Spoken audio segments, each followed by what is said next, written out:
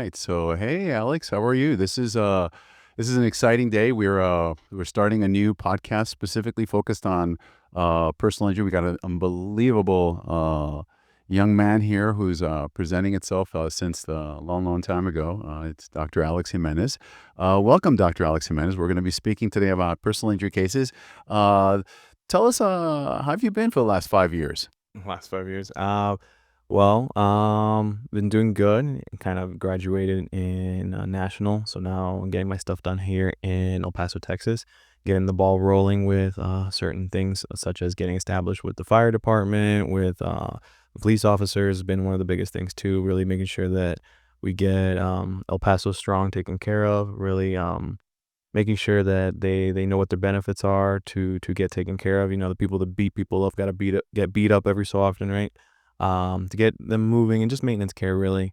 Other than that, we're out here now living in El Paso and really to get to ready to get the ball rolling. Let us know a little bit about you because that's been a while since you were here. So you were out there. You went to college. You went to St. Cloud. You did some studies out there. What did you do on St. Cloud, Alex? When I was in St. Cloud, first started off wrestling for a little bit, but then I kind of pulled back from that. I started doing a lot of TAing, teaching mainly the anatomy classes and doing a lot of support for that. Also doing a lot of the preparation for the dissections, specifically for a lot of the rats that had Rats. Okay. well, they're rats and frogs that had genetic predisposition for diabetes.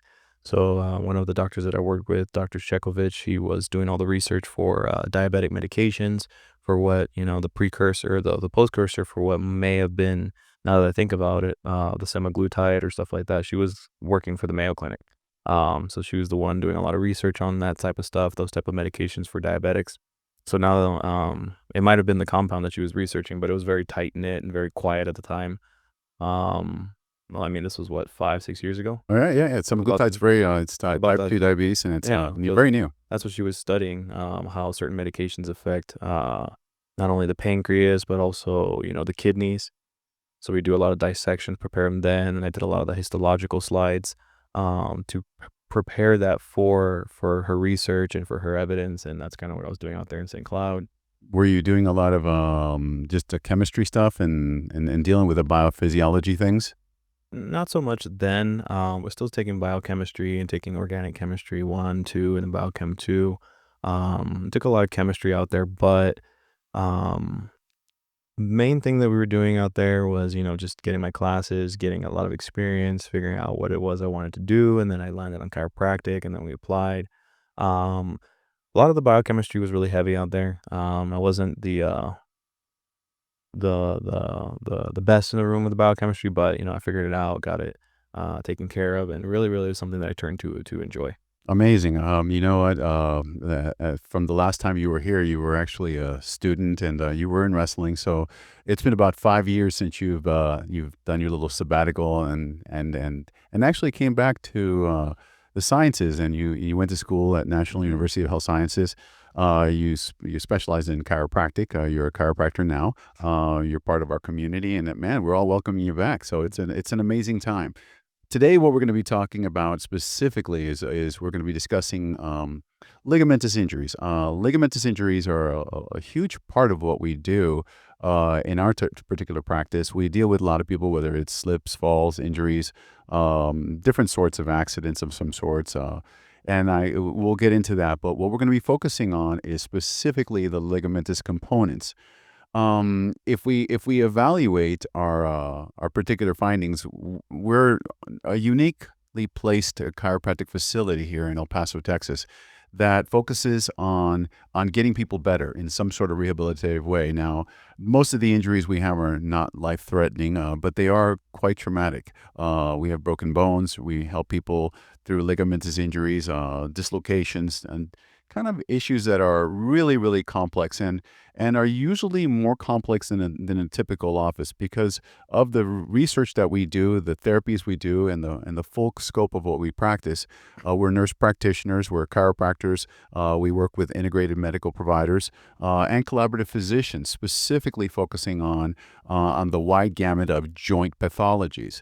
We work hand in hand with our orthopedic surgeons and neurologists and to help figure out what's the best approach for the patient. So one specific area is ligamentous injuries. Now, my cohorts out there that we work with, we're going to be presenting to further kind of analyze ligamentous trauma. But one of the things is we have to find guidelines. And in medicine, what we do is we typically follow these rules, and they're called guidelines. They come from deep research and the standards of practice. So you can't go wrong if you stick to the standards of practice. And as a provider, our job is to apply those standards of practice and to facilitate the best treatment protocols. Now, if we do something that is uniquely advanced, as we do many things in our office, we have to make sure that the basis is based on standard of guidelines. So one of the things that we're going to be talking today specifically about is ligamentous injuries. So Stefania, why don't you go ahead and get the HDMI up there? And what we can do is we can discuss the areas here that we're going to be looking at. Now, our goal here is to follow what they call certain guidelines in the Croft rules. Now, it seems kind of crazy, but as a chiropractor, what we do is we focus on the areas that specifically focus on ligamentous traumas. And our goal here today is to kind of assess exactly what the best approach is to determine what kind of treatments we do for patients. So one of the guidelines that we do follow is the Croft guidelines.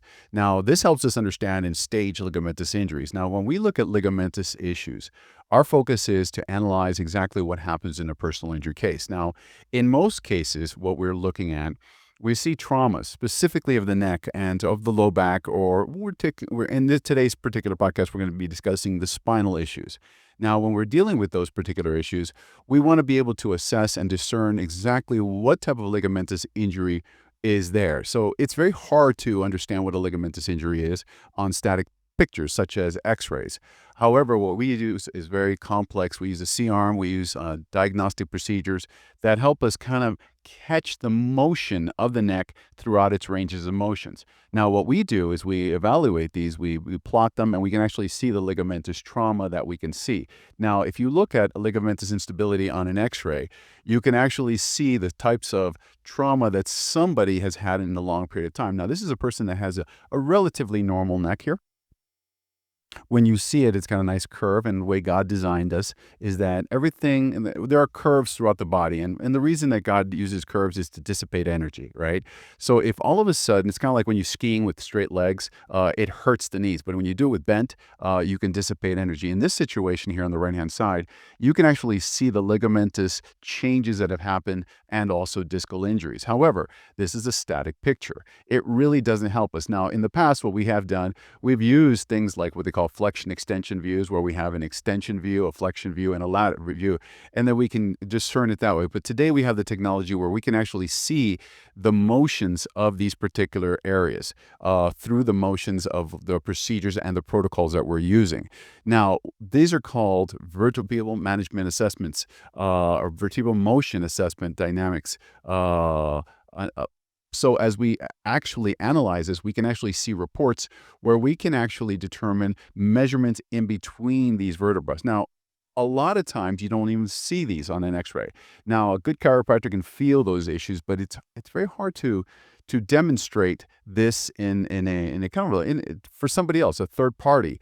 But when we do it this way, you can clearly see the motions and the inner motions between the vertebrae. Now, what we're dealing with is these injuries that people have constant discomfort, neck pain, and sometimes the carriers don't understand the level of injuries. Now, from Croft studies, we've been able to see that even impacts at low miles per hour, at 8 to 10 miles per hour, can cause substantial injury, depending on the age, the chronicity of the problems, and see what's going on. So we have it here on the Croft area. We have it isolated in 5 areas.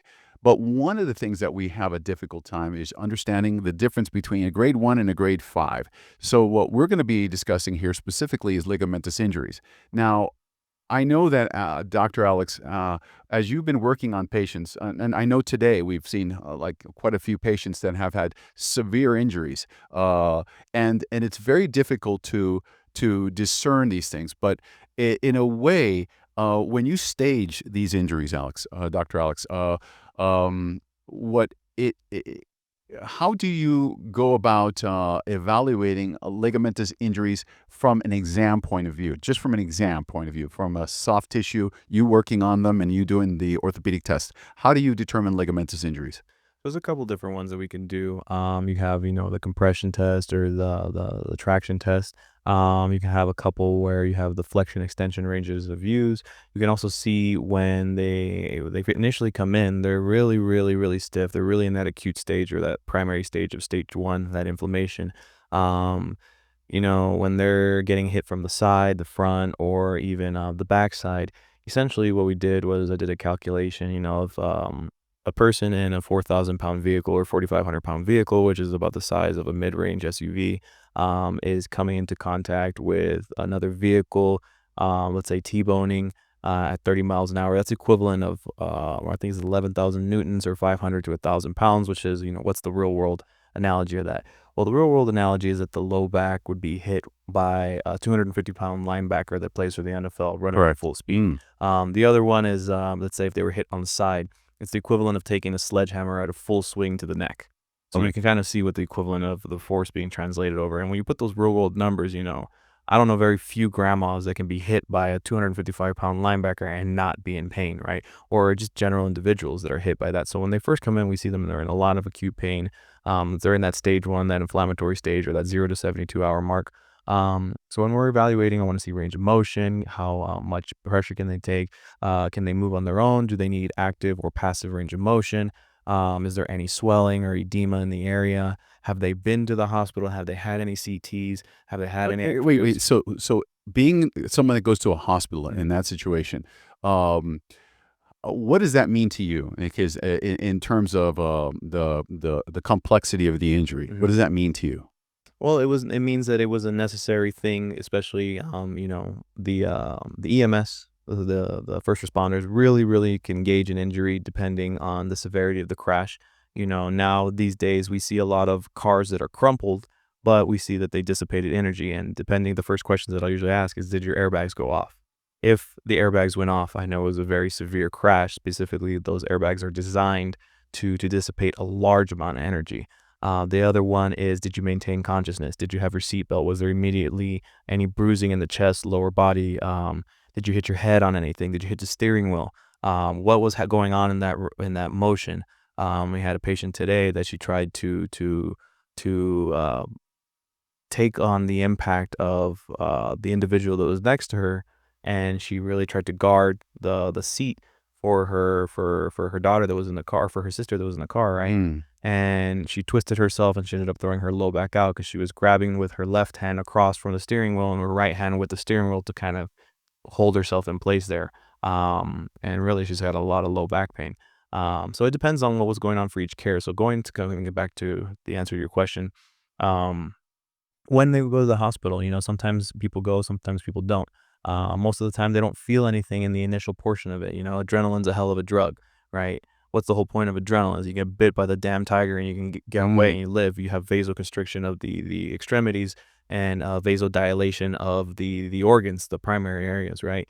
One molecule of adrenaline can stimulate over 1 million molecules of glucose. So the analogy that I tell patients is, if your kid's under the car, you're picking up the damn car. You're tearing your shoulder. Wait. One molecule Of adrenaline stimulates 1 million molecules of glucose. Jesus. So that's a full-on receptor response So that every organ. how many molecules of glucose? How many ATP per glucose? Is it like 30 something? Like 32. So So you can 30. pick up the So damn car 32 million ATPs launched per molecule. per molecule of adrenaline. It's crazy. When you start seeing that, it explains the dynamics that actually happen. As I've been practicing for 30 years, I've learned God's design, Alex. Mhm.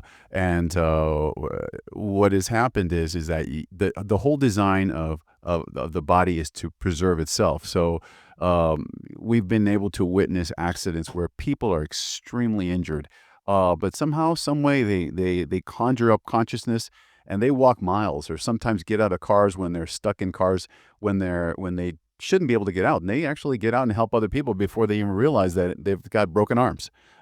It's an amazing thing.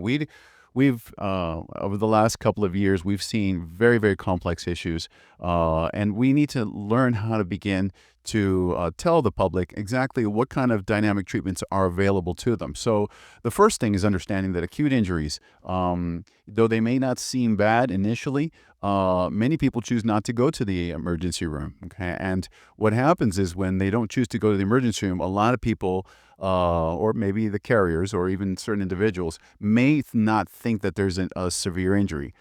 Believe it or not, we've had, on one case, we had, just this week alone, we had patient that was taking Eliquis, and this was for a different type of procedure.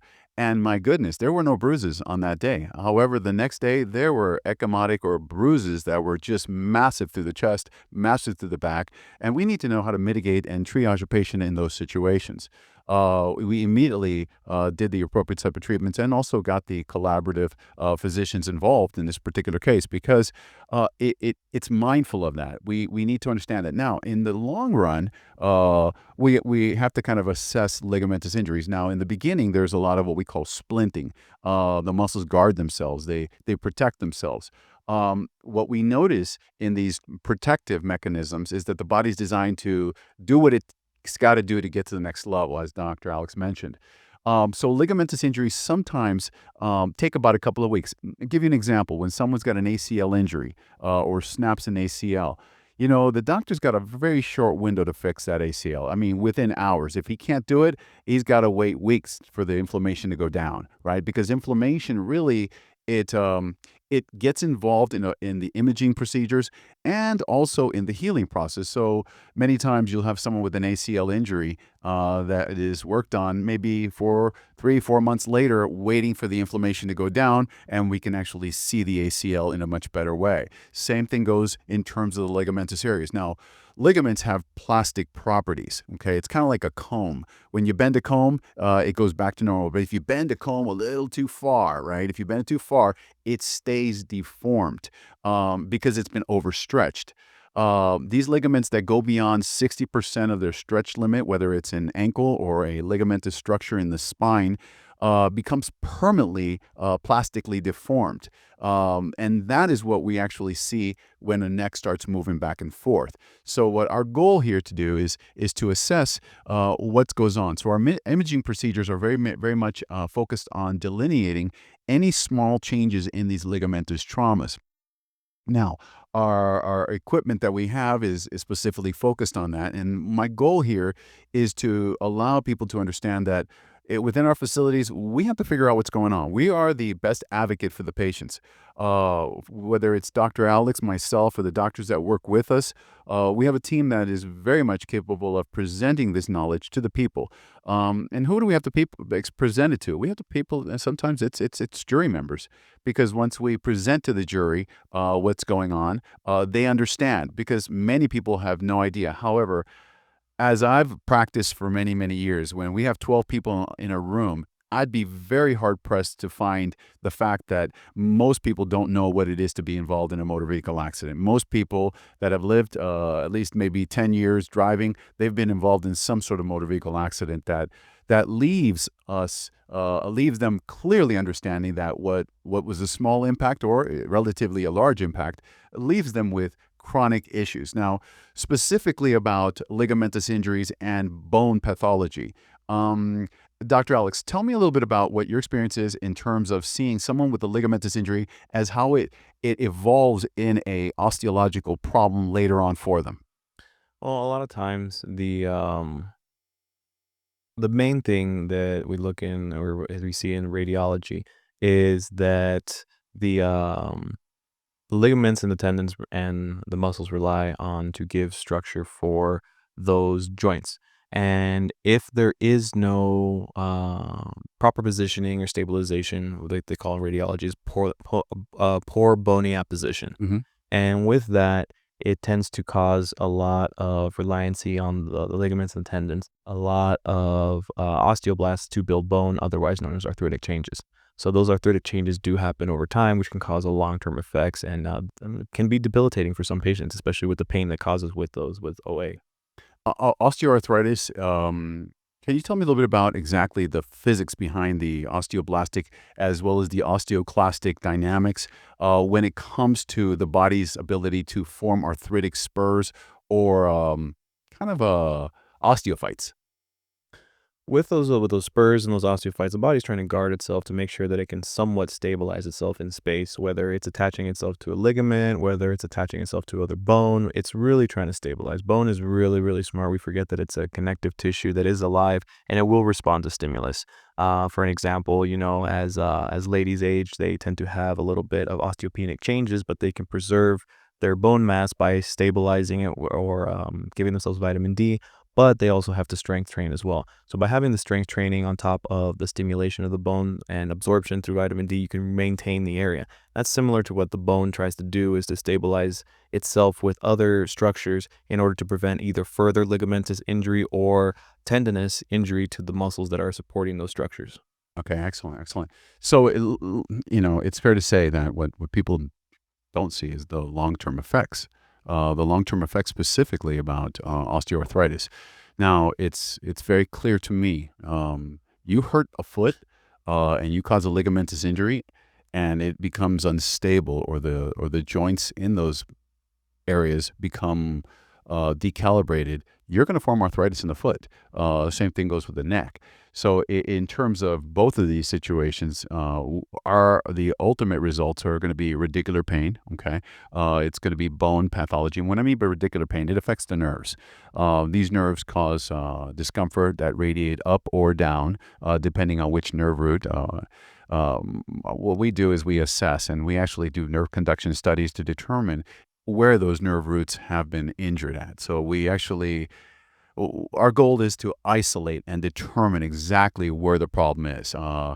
If we can explain it, Einstein could explain I guess the law of relativities, or the theories of relativities, to even a 6-year-old. If we can explain it to the people, and if I can explain to another doctor of what happens, that is our goal. We need to explain the dramas and the discomfort a person is having. Now, when I see cases, when I go to court, and when we actually present, many times these court hearings are at 2, 3 years later, maybe 4 years later. Now, in that situation, we actually see the presentation of a pathology that happened 4 to 5 years ago, and we can actually see the results of someone having a difficult time walking around, of which, everyone's been saying there's nothing wrong. But when you see an individual and they're, for example, in a severe injury, they have arthritis as a result, and sure enough, after 4 years, you do develop arthritic issues, and the bones, as Dr. Alex mentioned, the osteoblast, osteoclast, the linear alignment of the body has been offset so much that the body's tried to protect itself, and it forms arthritis and stiffens the body. Well, you see the results, and then, people, it's obvious. However, sometimes I think the insurance carriers haven't seen this, and when they're presented with that situation, wow, lo and behold, there is a problem, and there is a complexity that is sometimes later presenting itself. There's many things that we have in terms of long-lasting issues. One of it is radiation. For example, someone gets radiated. It isn't until 10 years that we see the results of the mitotic changes in their body. Same thing with arthritis. This is very, very important. So, but it all starts with ligamentous injury. The first thing that gets hurt in an injury, depending on the linear forces, or the vectors that we call, the first thing is the muscle. Okay, then the muscle gets overstretched. The next thing that the body helps with is what? The ligaments. The ligaments, they try to hold the body. If the power is intense and it continues to go, then now it stretches the ligaments beyond their ligamentous capacity, enters what we call the paraphysiological space, which is an area beyond what the ligaments can handle. And now nature has the ability to even sustain more. It stretches sometimes 3, 4, 5 times the ligamentous lengths, and it snaps back. If that doesn't hold it, then the integrity of the bone structure actually becomes the supporting structure, and that's where we have bone fractures. Sometimes where we can, in a cervical spine, the impacts are made worse because there's fulcrums issues. The steering wheel hits the neck, the structures, the seatbelt itself acts like a fulcrum, and many times even a 45 to 50 mile an hour impact can cause severe, even bone structure issues with ribs. So we all have to figure out what's going on, and then the long-term effects need to be determined. So really, when we assess someone, we actually look at impairments, disabilities as well, These are very, very key points and what's going on. Now, remodelings usually happened at around stages about a few weeks later. The body starts recovering. And then ultimately, after about 12 months, a year, these small injuries are still affecting people. So what's causing it? It's the ligamentous problems. It's the ligamentous instability. It's the decalibration of the biomechanics of the body. So our goal here is to kind of put this together so that people can understand what's going on. Presenting this kind of situations sometimes is very difficult if we don't have the latitude and the bandwidth to understand human physiology, specifically and at the cellular repair and healing dynamics. So, Dr. Alex, and when we look at this, tell me a little bit about the impact of these pain injuries on those patients, and let's talk about more of a personal thing. Like, what do you see them going through, and what do you see them frustrated with the most? There's a lot of frustration that comes into a lot of these injuries. They tend to be frustrated not only with themselves but their situation, whether they can enjoy their daily activities, whether it's gardening, whether it's enjoying themselves with their kids, whether it's an older individual who wants to pick up their grandchildren. From simple things to even self care, from using the restroom on their own, showering on their own. They're really in a lot of pain during these initial portions or the couple stages between stage one and stage two of the stages of injury. They're really in a very delicate time of their lives, whether it's physically or emotionally. There's a lot of things that take this toll on them. They don't know what to do. They don't know where care to get, who to talk to, where to get their car taken care of, whether their insurance accepted. They get the bill in the mail from the hospital if they win. They're worried. Can they pay it? They're not sleeping. They're emotionally drained. Their cortisol levels are high, and then that's when they come into the office, and then when we kind of see them in those moments. So really, it's kind of disarming and an emotional balm in that sense to make sure that they know that they're going to be taken care of, that they know that they'll have the support team behind them, that they'll know that they have the Cujo in the corner, which is the lawyer, to stick a stick in their eye and stick a stick in this eye of someone that is getting in the way of their care, right? To really make sure that they have the team behind them, and I let them know, at the end of the day, who's the most important? They are. So it doesn't matter to me if we need to get an extra imaging or we need to get a special imaging. We'll find the individuals, we'll find the referral, we'll find the orthopedist, we'll find the physical therapist, we'll find the radiologist. That's not the issue. The issue is making sure that they get taken care of, that they have a well-versed team behind them to support them on their journey of care, that understands the level of complexity, that understands what they're going through, not only physically, but emotionally, the things that are unsaid behind the curtains. For example, their car's wrecked, now they can't go to work, and that stresses them out. They're the moneymaker of the family, or they're ones that contribute to it, or they have bills to pay, really. Yeah, a lot of people don't get it. When it comes to men, we're tough. We're tough. We're supposed to be the leaders, but when we're broken, it affects the whole family. The whole family gets dynamically shell shocked. There's very few people that will, with pain that's greater than 3 months, does not have some collaboration in some sort of mental health issues. Okay, specifically depression, and anxiety as a result of an injury. So for my patients that are severely hurt and then they're hurt, we do counsel their family to understand the dynamic changes, because people don't sometimes totally understand that a person that's been hurt after 4 to 5 months can emotionally be devastated. To the point where bad things can happen if no one understands them or listens to them or gives them the care. So again, here's where we work with other collaborative physicians, mental health specialists that can help work a patient through these processes, because it's not just the physical ailments, it's the unseen thing that actually affects people. Whether we give them some sort of SSRI, some sort of anti-anxiety medication, some MAO, it all depends. We have a lot of tools in a multidisciplinary practice that we can start working with patients. I will tell you this, that the majority of my patients prefer things naturally. They do not want medications because of the side effects. And families understand this. So we do our best to avoid and use the less is best approach where whatever's needed to. But you do need multidisciplinary types of physicians and doctors that practice in a way that we can work with a team. As Dr. Alex mentioned, our use of complex imaging, we have the amazing ability actually not the amazing ability, but the amazing gift that we have some of the best radiologists in this Southwest in the United States here in El Paso. They found this place as home.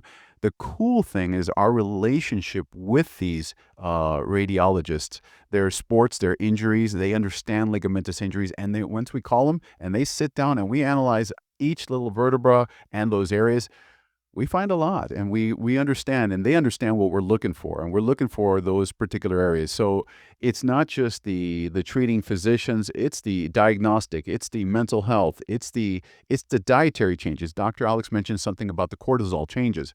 We understand how cortisol changes the whole body dynamics. It alters insulin metabolism. It makes people heavy. You can see the person that has had constant inability to sleep, they're bloated, they're swollen. Why? Because water retention is different.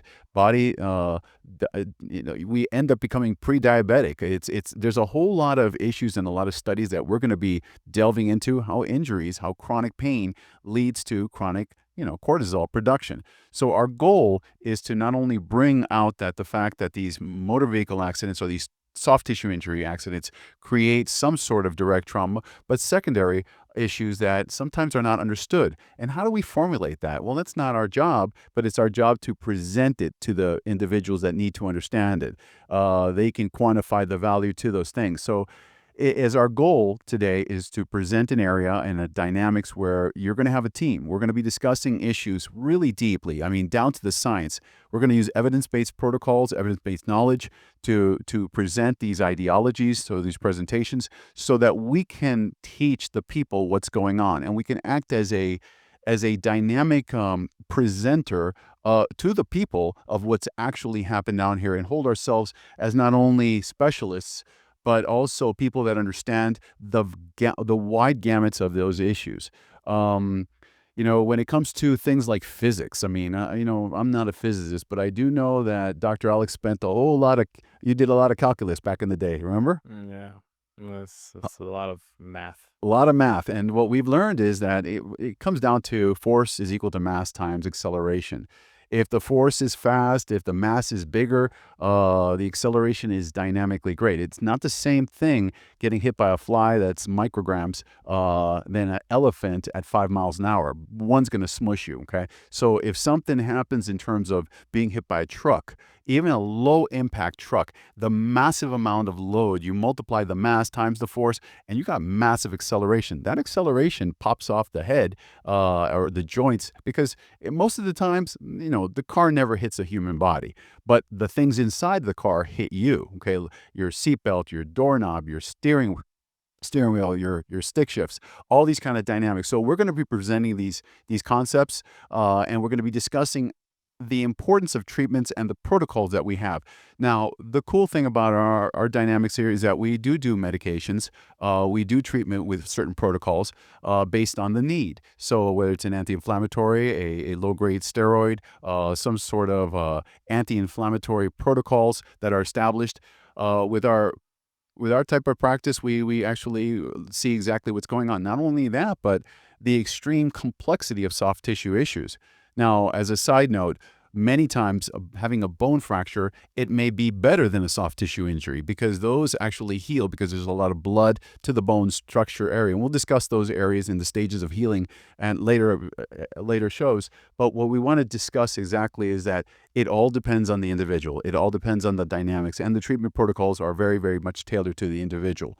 So today, Dr. Alex, it's been a blessing, okay, to have you here. Thank you. We look forward to this. We're going deep. We're going deep, and we're going to go so deep, and we're going to analyze, and we're going to bring the knowledge that is presented today. 5 years ago, Dr. Alex, actually, no, 10 years ago. 10 years ago, You went away to get an education. Now you're presenting here. I've been practicing for 30 years. With the doctors that we have doctors that focus on and specialize with functional medicine, an allopathic approach. We also have the holistic approach. We do acupuncture, acupressure. We do different types of protocols that a chiropractic office or a wellness center would do. We also do things like, trigger point injections, PRP, different HRTs, different types of protocols to help facilitate the healing process of the individuals. So I wouldn't say we're a one-stop shop, but we do quite a bit because when you're injured, it affects a lot of things. So whether we have to use an SSRI to help you to get through a process, working as a team doctor, it makes a difference to help the person get better. So we're here to help you. We're focused on making sure that God's creatures get a good chance to help you live, help you love, and help you matter in a different way. So I'm excited to bring this as a team. We'll be hitting this thing on a regular basis, and we hope you enjoy what we have to offer. Thank you very much. And anything else, guys? That's it for me. God bless you. Okay. Thank you.